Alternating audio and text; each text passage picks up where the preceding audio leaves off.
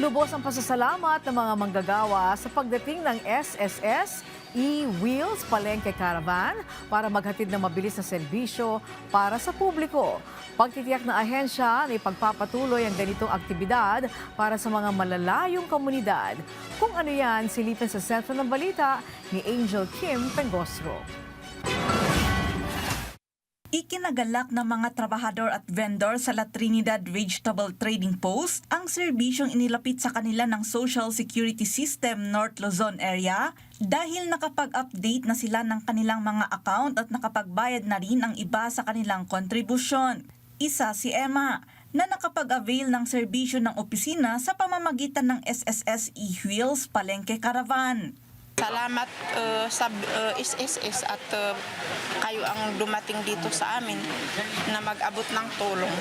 Inbagtain may kayo, at least ag-avail kami, mai-update jay nagan mi. Si Evelyn naman na isang pensioner, ipinagmalaki niya ang serbisyo ng SSS dahil maraming benepisyo ang naipagkaloob sa kanya bilang membro na inasikaso naman ng opisina. Kayong mga nag-umpisa na nag-register ng SSS at nagbayad kayo ng 3 months, hindi ninyo tinuloy i-continue ninyo yan kasi malaking tulong sa inyo kung tatanda kayo. Ilan sa mga serbisyong inialok ng SSS sa mga residente ang pagrehistro sa SSS, updating ng membership records, impormasyon sa mga benepisyo, ATM kontribusyon, loan application assistance at iba pa. Nabuti po ng SSS na gawin itong programang ito para lahat makapagbigay ng informasyon, assistance, kung ano man, kasi alam natin napaka-busy nila sa kanilang mga negosyo, no?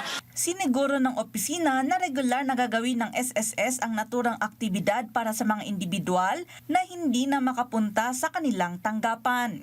Marapat lang na i-take advantage nila ito para hindi na sila kailangan pumunta sa opisina. Lahat ng gusto nilang malaman, inquiries, ibibigay po namin, isiservisyo namin sa kanila. Ang importante kasi sa lahat ng bagay yung awareness yung alam nila kung ano yung mga karapatan nila. Angel Kim Pengosro para sa Bayan.